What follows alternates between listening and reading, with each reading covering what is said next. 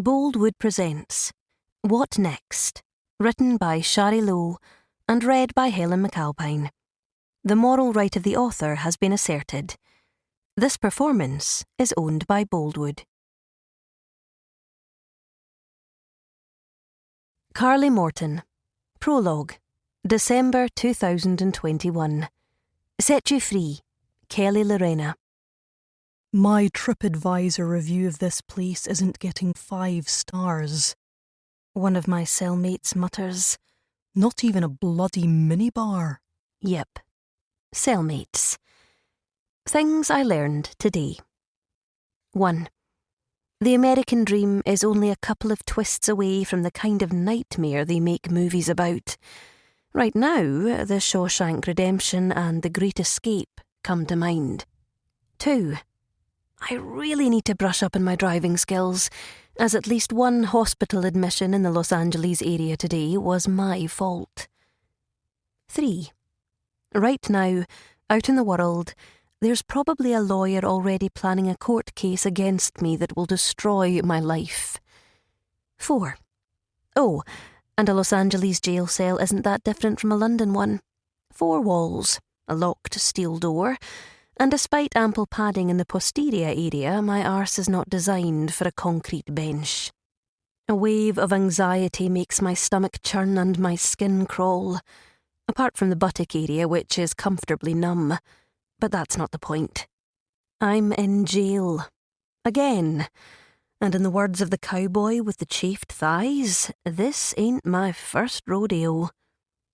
A couple of years ago, I found myself in a London police station after a video of me threatening to take a cheese grater to the balls of a scumball who was blackmailing my 18-year-old niece, Tony, went viral. Of course, I'd never have actually done that. I like my cheese grater too much. My electric sander, though. Anyway, that time around, the charges were dropped and I ran arms wide in celebration, shouting "Freedom!" in the streets. Okay, that might be a slight exaggeration. I actually scurried out, flushed with mortification, and hightailed it home before they changed their minds. But this time, oh, bollocks, another gut wrench of anxiety. This episode of incarceration in the clink is so much worse on way too many levels. For a start, as aforementioned, I'm in the USA. Sunny California.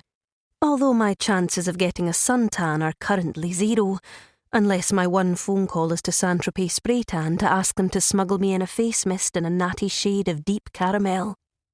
There's also an element of public interest in this case, given that my fairly new husband is someone who shares the stage on talk shows with guys like Brad Pitt and George Clooney. Pretty sure any hopes I had of George's Mrs. Amal inviting us to their home for a starry barbecue have been scuppered after this performance by a lead perpetrator in a real-life crime drama. Although she is a hotshot lawyer, so perhaps she can give me some pointers.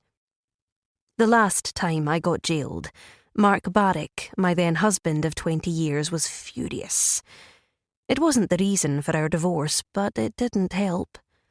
This time around, I've only been hitched to my current matrimonial partner for 18 months, and although that's a lifetime in Hollywood relationship years, there's a real possibility that his crisis management team are already leaking divorce rumours to the Daily Mail. Another twinge of dread. If that happens, it's a surefire bet that my sons back in the UK will read it on their Twitter feeds over their morning protein shakes and get straight on to Loose Women to share stories about my parenting fails. I've gone from the mother who preaches good decisions and accountability at all times to the accused. My slide down from the moral high ground has been swift and bumpy. That thought makes me glance to my left, where one of my alleged accomplices is brushing some imaginary dust off her bright pink palazzo pants. Her blonde bob, the size and consistency of a motorcycle helmet, thanks to her daily application of more hair product than the average boy band, decidedly unruffled by our current predicament. Even her pink lipstick and blue eyeliner are still flawless. Granted, I've never seen her any other way. She could go through a car wash and she'd still come out looking like RuPaul's immaculately groomed, more flamboyant granny. Yep, I've landed my Auntie Val in the slammer with me. Val Murray, aged 60-something. She refuses to discuss her real age, and I'm too scared to ask for written evidence. Born and bred in Glasgow, she's a woman who has overcome the kind of heartbreak and devastation that could make some people bitter, cynical or defeated. Yet she somehow manages to love life, love her family and friends, and love a bit of adventure. Although I'm not sure this is going to be in her top 10 lifetime highlights. Sensing my gaze, she unpurses her pink pucker to speak, and I brace myself for profound words of wisdom. I suppose there's no chance of room service popping in with a gin and tonic and a Toblerone, or a packet of cheese and onion crisps. She lifts her legs and nods in the direction of the totteringly high pink sandals on her feet. I'd give one of these furry mules for a Greg's steak bake. I'd be walking in circles for the rest of the day, but I don't suppose it would matter in here. Our third cellmate closes her eyes, and for a second I wonder if she's upset or trying to contain her anger. But then I realise that she's actually just committing every detail of this to memory to be recounted later to her fans and followers. My sister-in-law, Carole. I know the whole Carly and Carol thing can be confusing, but when we met as kids on the first day of primary school, we had no idea that our friendship would last a lifetime, or that she would marry my brother Callum and make the whole damn thing even more befuddling. I didn't change my name when I married my first husband, so for a long time we were Carly Cooper and Carole Cooper. But now that I've remarried and changed my name to Morton, it's a bit less of a situation. It's a relief, to be honest. It does things to your ego when your name is confused with a size 10, utterly stunning former model who retired from the catwalk and then became one of the original Instagram influencers with 1.2 million followers and counting. Although I'm not quite sure how her followers will feel about the fact that I've now landed her in the kind of exclusive club that qualify for their very own prison tattoos. The fourth felon in our criminal gang shakes her head. Just remember, say nothing without a lawyer, Jess says, because she's always been the smart one, and because she feels she qualifies as a legal expert as she always guesses the correct outcome on Judge Judy. I'm so sorry about all this, I bleat, for the 234th time since the metal door banged shut. I promise that I'll somehow make it up to you all. An invite to George Clooney's house for a pool party might just about do it, my Auntie Val demands. I know you've got connections there. I decide now isn't the time to let her in on my certainty that I'll be about as welcome as a sausage at a vegan restaurant in A-list circles after this. I appreciate her trying to inject some levity into the situation, but it isn't working. The reality is I've seriously messed up. I've undoubtedly shamed my husband, been a shit example for my sons, pissed off my friends, enraged my brother, and served my ex with the perfect excuse to call me irresponsible and feel smug about our parting of the ways. I can't see how it could get any worse. Morton! A shadow is cast across the floor as a muscle-bound guard the size of a portaloo appears in front of the bars on the door. There's someone here to see you. He stands to one side, and there is one of the best lawyers in the business, according to the role he once played in 5 series of an Emmy Award-winning legal drama. In real life, he's Sam Morton, former actor turned movie producer, and my husband, the man I'd vowed to love in sickness and health, for richer and poorer. I just wished I'd written in a line about in times of happiness, in sorrow, and when you're looking like an extra from Orange is the New Black. Our eyes meet, and I'm not sure what I see there, but the muscle that's throbbing on the side of that perfect jaw of his tells me it's not happy thoughts. This is it. Our first major test as a married couple, if you don't count my cooking. Are you here to get us out? I ask weakly, deciding this isn't the time for small talk or sweet endearments. His beautiful brown eyes darken, that muscle in his jaw throbs faster, and his head goes into a slow-motion, loaded shake. That's when I realise our score on that marriage test is about to be an epic fail. Val Murray, 2 weeks earlier. Always remember us this way, Lady Gaga. Dear Josie, well, doll, this is it. Last chance saloon. All these years I've been writing to you, and we both know I've been avoiding bringing up the list. The thing is, when we made it, it was supposed to be for both of us, and I couldn't face it on my own. I can hear you right now. Val Murray, get your big girl pants on and woman up. It's time to grab life by the balls and don't waste a single feckin' day. So that's what I'm going to do, because if it doesn't happen now, it never will.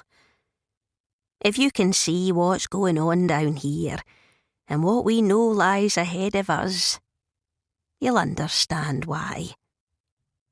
Wish me luck, pal. I've got you up there.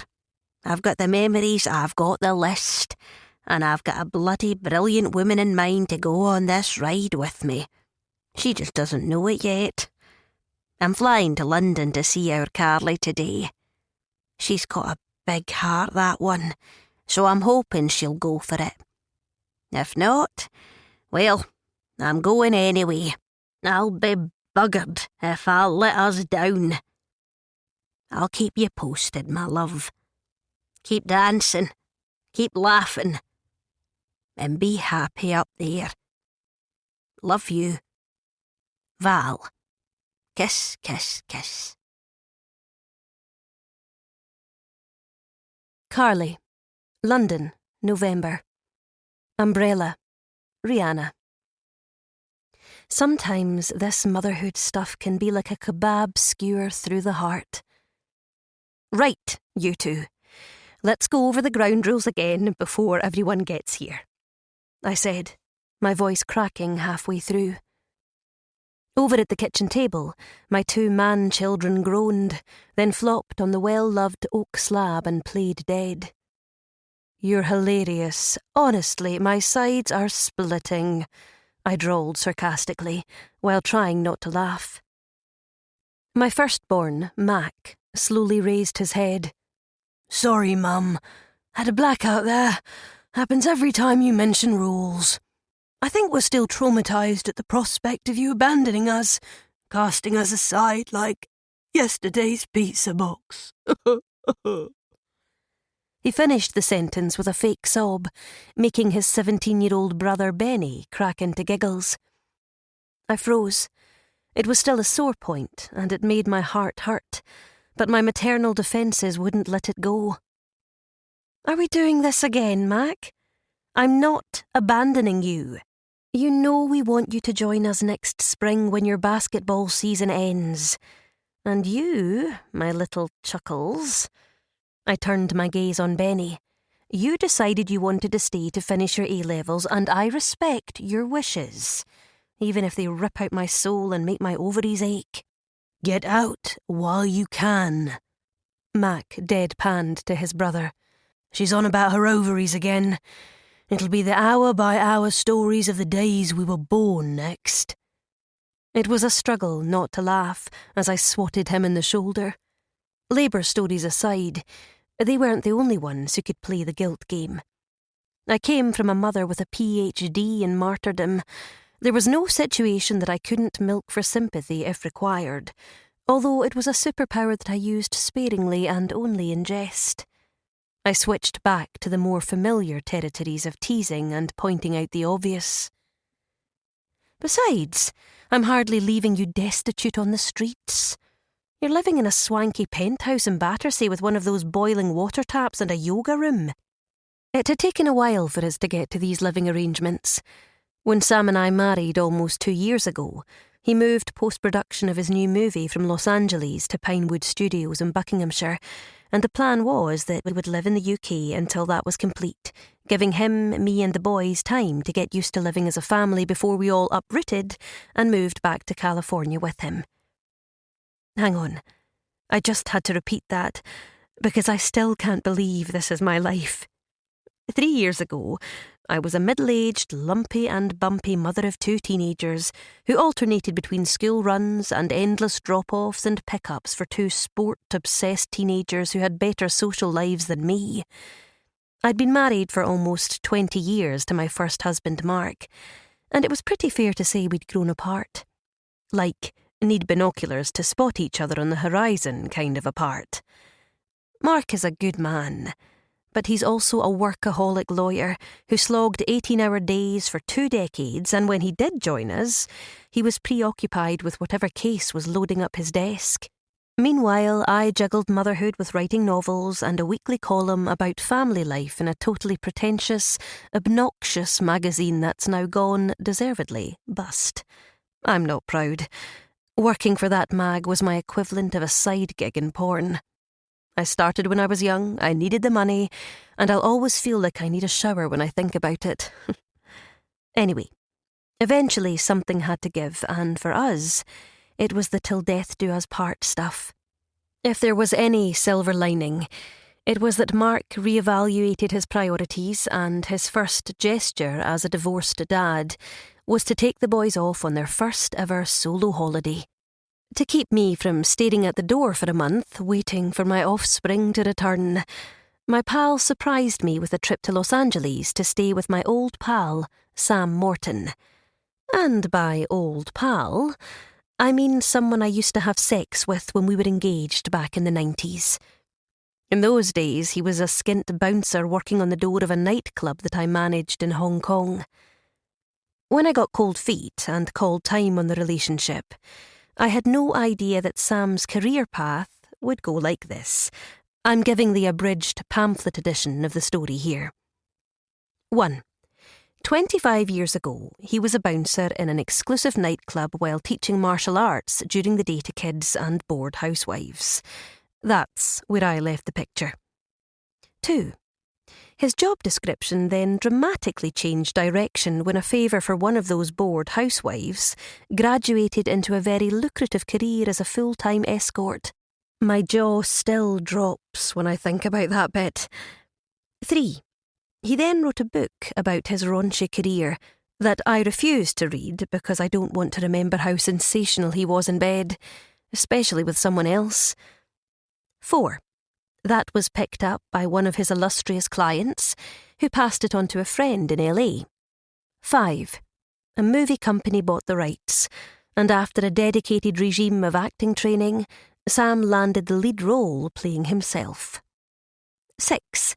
That led to a blockbuster career as a leading man, when he ultimately became one of the top action stars on the planet. 7. His business brain then shifted him to a new role behind the camera. 8. Now, he's produced several of the biggest hits of the last 5 years and has a few more in the various stages of the production pipeline.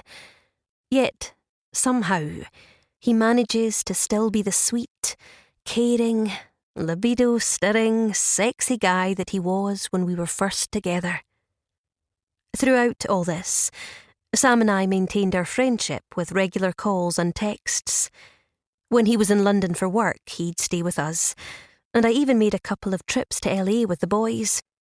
Maybe that's why, by some fricking miracle, when my pals and I landed at his Pacific Palisades house after my divorce, he didn't see a knackered, jaded, cynical, defeated, comfort-eating, broken-hearted, very sweaty and sweary hot mess. Actually, he did see all that, which makes what happened next even more astounding. The bloke who played poker on a Thursday night with the kind of names that are on billboards at our local multiplex also saw someone he used to love, someone who'd been a friend for 3 decades, and the crazy guy fell in love with me all over again. I have absolutely no idea how that happened. None. It's like the stuff I write about in my rom-coms. Actually, if I wrote that story, it would get rejected as being unrealistic. Especially when he followed up the love stuff with a proposal, and we ended up hitched and happier than I've ever been. My boys grew up loving Sam as an uncle, and they were thrilled he was now their stepdad. Largely, I suspect, because he would take them to events where they'd meet Ariana Grande and Zendaya. My sons have definitely dipped their toes in both sides of the gene pool. Up at the deep end, they got their father's sporting prowess, motivation and metabolism, before visiting me at the shallow end for some laughs, appreciation of Marvel movies, superficiality, and a fondness for cake. So, all was well. Sam and I were married. We were a happy family of 4. With Sam doing post-production of his latest movie at Pinewood Studios, we knew we'd have at least a year before we had to make the move to the USA. As these things do, it ran over schedule, and they decided to do a load of reshoots at Pinewood, which suffered from scheduling conflicts and delays and a lot of movie terminology things that I don't understand. All I can tell you is that Sam, the megastar producer, ended up spending almost 2 years in my semi-detached, slightly ramshackle house in Chiswick. He had the good grace not to mention that the whole property could fit in his 10-car garage back in sunny California. I loved every laid-back, blissful minute of it. While Sam was at work, I wrote a novel based on my trip to the USA with my chums, available in all formats next year, took care of my boys, and in every school break we'd go over to Sam's house in LA and live his life for a week, or 2, or 6 in the summer. The deal had always been that we'd all move back to the USA when Sam's movie was done, but the fact that it overran came with pros and cons. The pro was that we got to spend more time living our lives in my home, my happy place, surrounded by everyone who was in the life that we'd built. The cons were that in summer the boys had to make decisions about what to do next.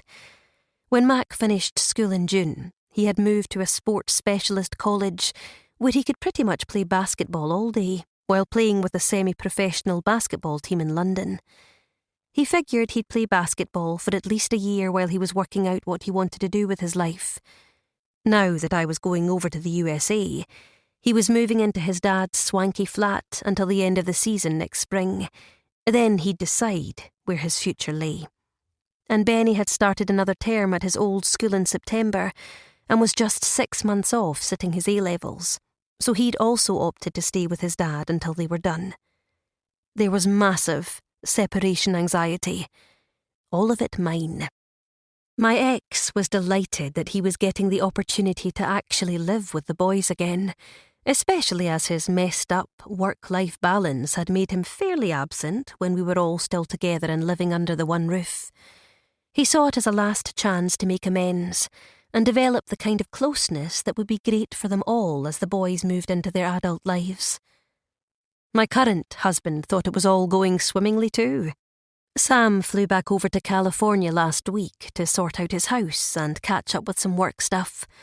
He adored my boys, but he was excited to be finally living back in his home and looking forward to spending some alone time with his wife and getting into the swing of our married future together.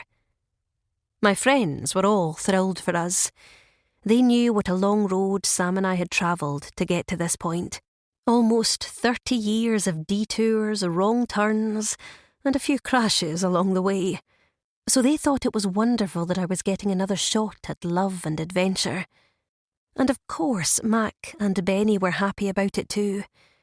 It was a new adventure to them, a chance to spend time with their dad and to live in Mark's high-gloss, high-tech, very chic flat in the centre of London. The thought brought me back full circle to our kitchen table, where I could see Benny was still digesting my comment about living in his dad's flat with the boiling water tap and the yoga room. Tabitha works out there at 5 o'clock every morning, he informed us, with his usual matter-of-factness. I bit back my first reaction, which was, wow, what a motivated, disciplined powerhouse of a woman she is. Under oath, I might have to admit that was actually my second reaction. The first being, wow, what a motivated, disciplined pain in the finely toned arse she is. Oh, please don't judge me. I'm sure she's lovely on the inside. But when your husband rebounds from your admittedly amicable, mutually agreed divorce with an alpha female who's brilliant, beautiful, 20 years younger, and who gets out of her bed at 5 a.m. without the aid of a crowbar and the aroma of bacon rolls, it's hard not to be cynical. Although, granted, I rebounded with Sam Morton. I think both Mark and I traded up. I poured my 23rd cup of coffee of the day, checked that none of the high-carbohydrate snacks in the oven were on fire, nothing worse than a charred sausage roll, and slid onto the bench beside Benny. OK, before I get pathetically clingy, tell me the ground rules again. Benny slung his arm around my shoulder. Mum, sorry if this is a news flash, but you're already pathetically clingy, he teased. I dug him in the ribs, making him laugh again. God, those dimples, and the messy, wavy brown hair, and eyelashes that, since he was a toddler, have been so long and dark that they could have come straight from an advert for Max Factor mascara. And now all of that was in a 6'2" tall swimmer's body that had shoulders the width of a sun lounger. Across the table, an even more muscle-bound, broader version of his brother, Mac was nodding in agreement. The two of them worked out together most days, and although their personalities couldn't be more different, in the last couple of years they'd managed to get over the usual brotherly squabbles and establish a new closeness as mates. They even occasionally backed each other up in arguments. Sometimes I missed the old days when they bickered from noon until night, and once broke a mop and my good floor lamp in a lightsaber fight to the death. I wasn't letting the clingy comment slide. I prefer hands-on and involved with a slight hint of overbearing, I countered, before putting them right back on the hook with, OK, go. Tell me all the things that are going to make your beloved mother happy when she's thousands of miles away from you. They surrendered. Mac took a slug of some gunky protein shake thing, then kicked it off with, We have to text you before we go to sleep, to let you know we've survived the day. We have to text you as soon as we wake up, to let you know we survived the night. You want a minimum of 1 FaceTime call a day. If we have any problems, we've to call you at any time of the day or night, whether we think you can help or not. Benny took over. And if we turn off the Find My Family on our iPhones, you're calling the emergency services, Dad, all our aunts, and you'll be on the next flight over to track us down. That just about covers it, I admitted sheepishly, aware that it was perhaps a tad on the dramatic side. They were grown men, 17 and 19. But to me, they were still my kids, and I reserved the right to over-dramatise every situation. Case in point, I leaned forward, elbows on the table. Let's just do the quick-fire round. Who do you call if you get arrested? Mac had that one covered. Dad first, because he's closest, and you second, because if we've messed up really badly, Dad might disown us, and you'd be able to talk him round. And also, you want to know quickly, so you'll have more time to plan out how you're going to kill us. Give a coconut to the bloke with the muscly pecs, I announced, glad they'd taken in that message. Alcohol? I asked next. I can have a cider at the weekends, but only if Dad's around, Benny said correctly. And I'm 19, so I can get wellied off my tits and sleep in a gutter. Mac grinned. Only if you don't want to see 20, I countered, worried that he was only half joking. The boy loved his sport, but he loved a social gathering and a bit of fearless adventure too. When they were kids, Benny would come home from school, eat some fruit, do his homework without prompting, and then read a book until dinner was ready. Mac would come in right behind him with 6 pals he'd invited for dinner, a ripped shirt because he'd been climbing trees, a curly-whirly dangling from his mouth bouncing 2 basketballs simultaneously, and asking what was for tea. Okay, and what happens if you meet a girl you like? The very idea set off panic alarms in my soul. I don't want anyone anywhere near their hearts, or any other parts of them. Mac went first this time. I have to introduce her to at least one of our aunts and one of our cousins to make sure our attraction to her isn't blocking out red flags. I nodded. Excellent. And finally, if things progress in the relationship and you both consent to intimacy, you have to use condoms and wear 2 layers of bubble wrap pants because I don't want to be a grandmother yet. Mac put his head on the table and groaned. Benny wasn't letting that go either. Mum, how sensible were you when you were our age? I cleared my throat. Extremely, I said, brazening it out. The 2 of them howled with hilarity. That was the thing about still having the same friends that I'd had since I was a teenager. Nothing was sacred. The boys had heard all the stories of our teenage antics, the relationship disasters, the sneaking into bars and clubs, running off to Amsterdam when I was the same age as Benny is now, not to mention 6 broken engagements to other men before I finally got married to their father. It's a long story. I had commitment issues before they'd even been invented. The thought made me shudder. Thank God we didn't have social media and mobile phones back then, and we could make our endless mistakes in private. The back door opened and Kate staggered in, hair flying behind her. Bloody hell! It's gusting a gale out there. I think my hair extensions just got blown onto the whirligig. Kate Smith, another one of my closest friends since we started school in a little town on the outskirts of Glasgow. There had been 5 of us back then, and we'd stuck together through primary school and high school before life took us all in different directions for a few years. Jess went off to uni in St Andrews. Sarah moved to Edinburgh and got tangled up in a horrendous marriage. Carole sashayed down to London to pursue her modelling dreams, and Kate ended up here too, working as a junior hairdresser in a trendy salon. Jess and I migrated south a few years later, and Sarah came back into our lives when she escaped from her husband.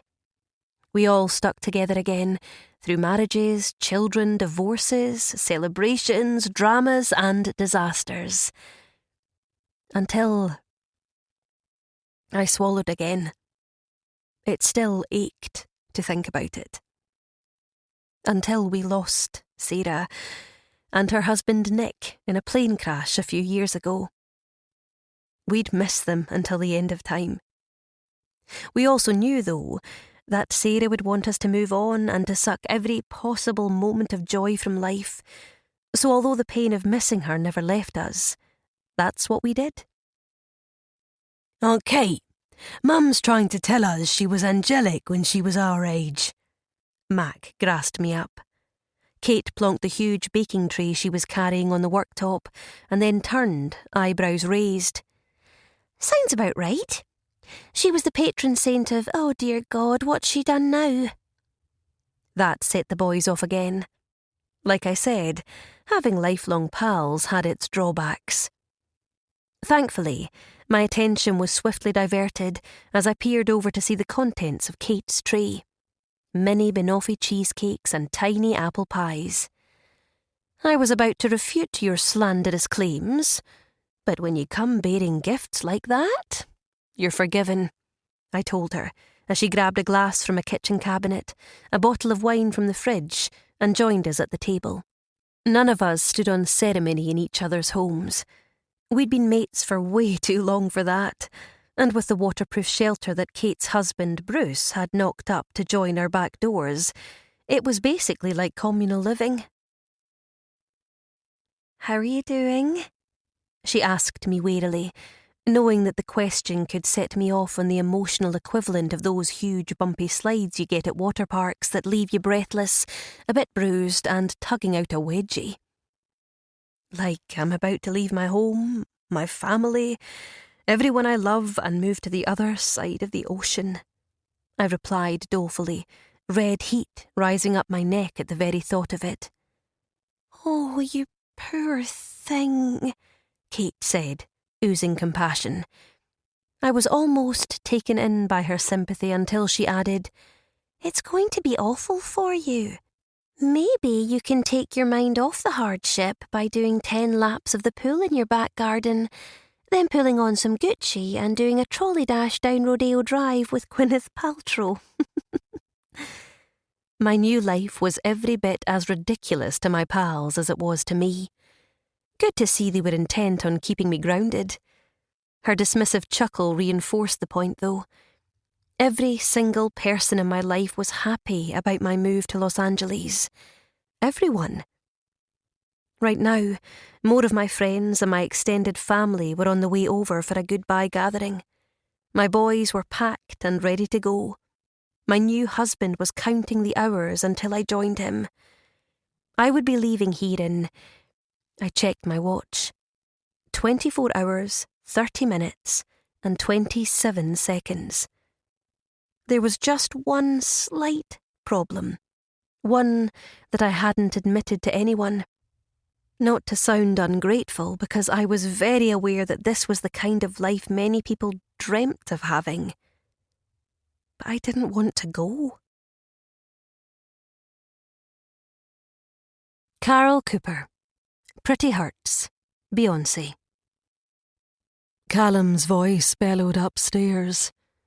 Carol, are you ready to go, babe? Give me 10 minutes, I replied as I pulled my straighteners through another sheath of my long platinum hair. All those magazines that say hair should be cut to a more appropriate level when a woman reaches middle age could kiss mine and Gwen Stefani's tight 50-something buttocks. I knew that right now Callum would be rolling his eyes, and my girls would be muttering something about spending their whole lives waiting for me. If only. There was no point reminding them that I'd spent every single day of their lives waiting for them to get up in the morning, waiting for them to eat their breakfast, to get ready for school, to get out of school, to eat their dinner, to... I stopped myself. I was doing it again, losing myself down a dark spiral of negative thoughts. I wasn't sure when that started, but it was all too frequent now. Every day, more than once. The irony was that not a single person had noticed. How could they? On the face of it, my life was perfect. Peachy. Couldn't be better. I'd been married for over 25 years to the love of my life. We had 2 wonderful girls. We had enough money to have a comfortable life, and I had a gazillion internet followers who trusted my opinions, despite the fact that I could barely trust myself to remember my Instagram password. And yet, I'd never felt more miserable, or sadder, or like I wanted to crawl under a bush and hide. What the hell was wrong with me? Why didn't I wake up every morning with a warm, fuzzy feeling of contentment? "Mom, come on!" Charlotte's echoes of her dad's sentiments bellowed upstairs. She'd always been the more impatient of my twins. Charlotte and Tony were 20 now, beautiful, smart, about to leave home, and... Was it okay to admit this? I was dreading them leaving, but at the same time I felt the time was right for them to go.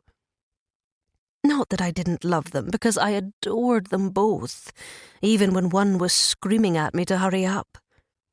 By the time I was their age, I'd been living in London on my own for 2 years, learning about life, working my arse off in a bar while going to every modelling go-see I could find, getting rejected, sometimes getting lucky.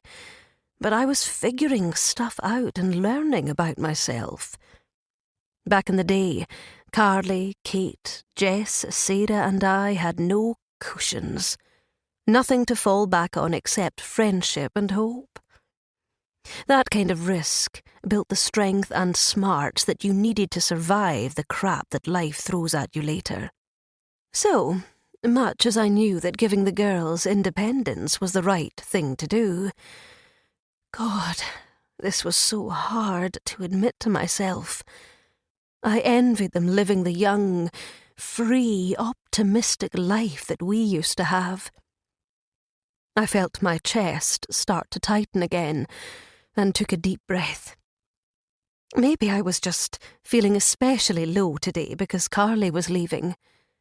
I'd never say anything because I loved my sister-in-law too, but I was more than a little jealous. Her husband, Sam, is such a good guy, and he comes with a package that's pretty freaking incredible. A stunning home in Los Angeles, an interesting job, a star-studded social life. Carly was going to have everything and anything she could ever want, and she'd never have to worry about anything else again. I was thrilled for her. I really was. She's grafted all these years, pretty much bringing the kids up on her own, working long hours, looking out for everyone else. She deserved this. There was just a part of me. I couldn't believe I was admitting this even to myself, that wished I was going on that flight to a new life. And there was another part of me that didn't know what I was going to do without her here. Carole! Callum again. Agitated. He hated being late, which was ironic given that Carly is his sister and she's late for everything. "I'm just coming, darling," I bellowed back. Darling. Saying that was just a habit now, like everything else in my life. Gah, I knew I was being pathetic, but it was just... Where's the joy? Every day I went through the motions thinking, is this it?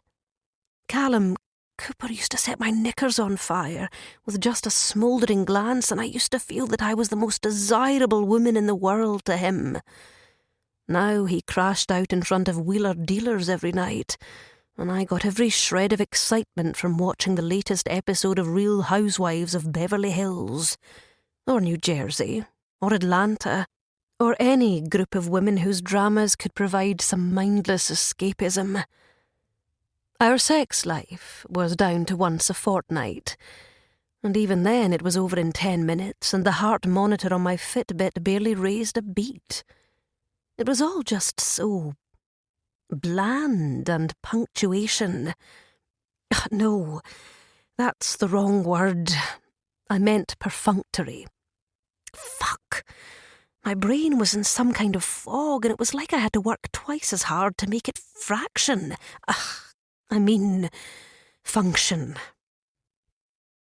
I flicked off the straighteners.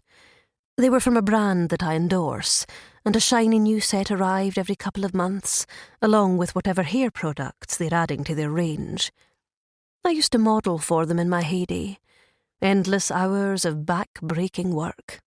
There was the irony. Now I got paid more for a few internet posts than for a whole week of standing in sub-zero temperatures in a bikini filming a summer hair campaign. The world was going mad. And I was pretty sure I was too. As I stood up, I felt my legs shaking a little. It was the anxiety. I'd read up on it online when it first started happening. The hair loss, the dark thoughts, the confusion, the feeling that my ribcage is too small for my lungs to breathe.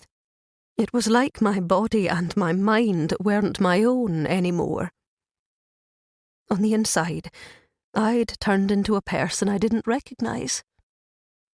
In our group, I'd always been the most laid back, the one who refused to get flustered. But this anxiety had come out of nowhere, and I had no idea why it had arrived or when it would leave. Maybe it was some sort of midlife crisis? Worry that I was running out of time, nearer the finish line than the start? A last glimpse in the mirror. I could see the years. I wondered every day how long it would be until the work dried up and the industry decided I was past my sell-by date. Tick, tock.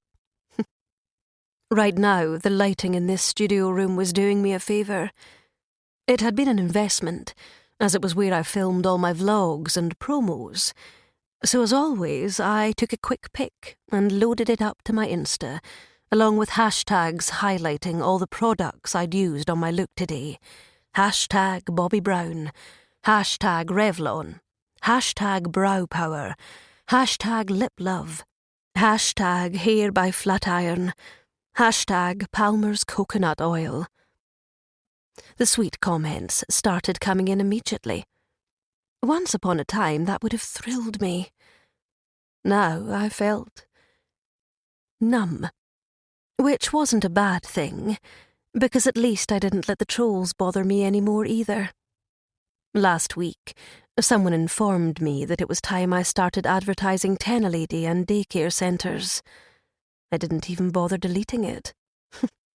What was the point? Mom! Charlotte again.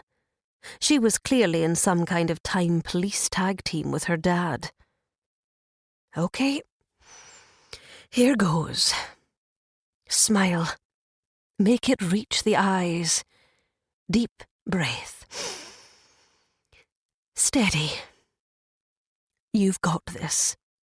I'm coming, honey, I chirped back. Even my cheery responses were fake, just like everything else in my life. I pulled a cream-coloured shawl over my white t-shirt and ripped blue jeans, tossed my hair back, grabbed my bag and slung it across my shoulder, then skipped down the stairs. Tony was lying on the ivory sofa, typing something in her phone. Charlotte and Callum were at the dining table, but got up as soon as they saw me. Sorry, I said with the appropriate apologetic grin. I had that down to perfection now too. Takes me longer every day to get this face. Charlotte rolled her eyes, while Tony led with kindness. She's learned a lot over the last couple of years, since the dickhead she was dating tried to ruin her life with some revenge pics. Her Aunt Carly put an end to that situation with an eye-watering threat of ball grating. Now Tony was in the family business and had turned the cyber nightmare into a successful career as a blogger and podcaster. She was a measured voice of support on the kind of subjects that her generation have to deal with. Things like revenge porn, social media pressure, mental health, sexism and bullying. I couldn't be prouder of her. She was a badass, strong, independent woman, and she had more substance to her than I've ever had. Don't worry about it, Mum. I don't think they will have noticed we're late. Benny just texted and said Aunt Carly is having a freak out about leaving, and she's told them 3 times that they can't ever leave home without a condom. He's mortified. For the first time today, I laughed. Callum was grinning too as he reached for my hand. Gotta love my sister. Always the calm, sensible paragon of reason. He was teasing. Callum and his sister were as close as any siblings could be, and they genuinely liked each other too. They had that weird thing going where they always knew what the other one was thinking and feeling. Callum and I used to have that too. The thought must have cast a shadow on my face, because a flicker of concern crossed his brow. You okay, babe? He asked, throwing his arm around my shoulder and giving me a hug. Why did such a simple act of sweetness to me make me want to cry with relief and rage on the inside all at the same time? adored my husband. He loved me. Yet sometimes, these days, all he had to do was walk in a room to irritate me. Why? Where were these feelings coming from? He didn't deserve any of this. Maybe that was why I couldn't tell him. Hey, husband, don't want to worry you, but sometimes when I'm with you, I just feel numb. Dead inside. I don't even love myself anymore. So how can I possibly love you? Of course, I wittered, hoping he'd buy it. He did. There was no doubt he would. He had absolutely no reason to think that I was anything other than okay. I love you, gorgeous, he whispered, making Charlotte roll her eyes. For years she'd been thoroughly disdainful of our tactile affection. Problem was, on the inside, that's how I felt now too. I love you back, I murmured into his chest.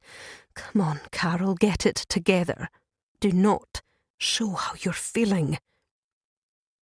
I thought about sharing everything with him, but something stopped me. Probably the same thing that stopped me telling my girlfriends. I could hardly even bear to say it to myself. I was terrified that I was going mad, that something was wrong with me, that it could be something really bad, and my life was going to change forever.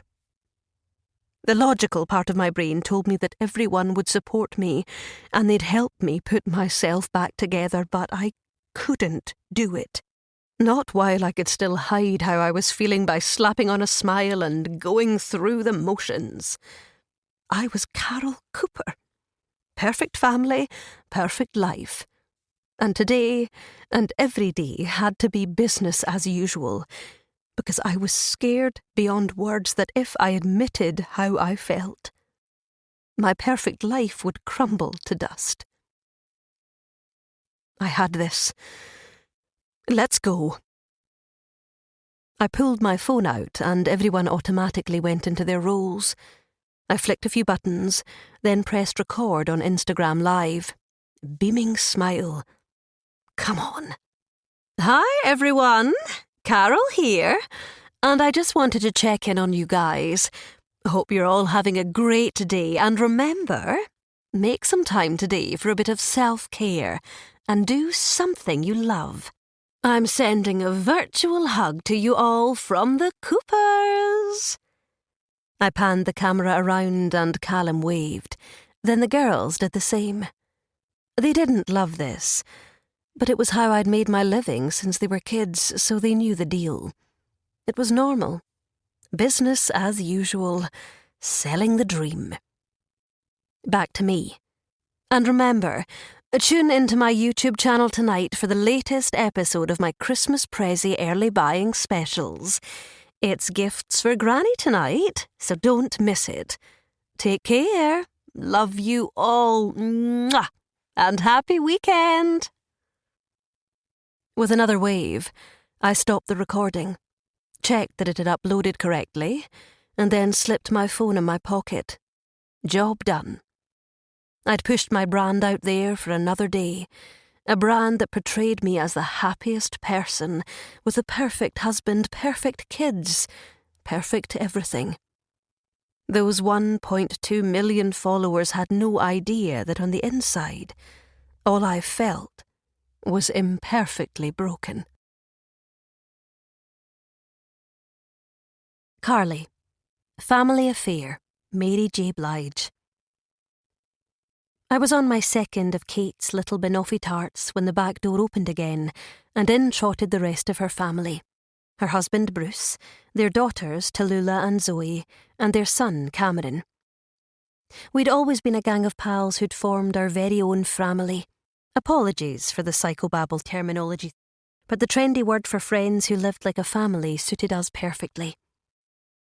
Now, our communal approach to life had an extra bonus, because we could watch how that had filtered down to the next generation. Between me, Carol, Kate, Jess and Sarah, We had 10 kids who were all in their late teens and 20s now, and they were all like one big, crazy bunch of bickering, loving, hilarious, decent people who genuinely adored each other when they weren't fighting over what to watch on Netflix or whose turn it was to buy a round at the pub. Benny was the youngest, and the girls all had a soft spot for him, demonstrated now by Tallulah, who was standing behind him with her arms around his neck. With her long brown waves pulled up into a messy ponytail and her off-the-shoulder pink sweater and retro Reeboks, she looked identical to Kate, circa 1988.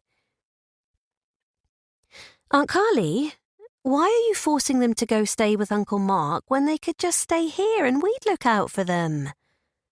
I raised my overworked right eyebrow of cynicism.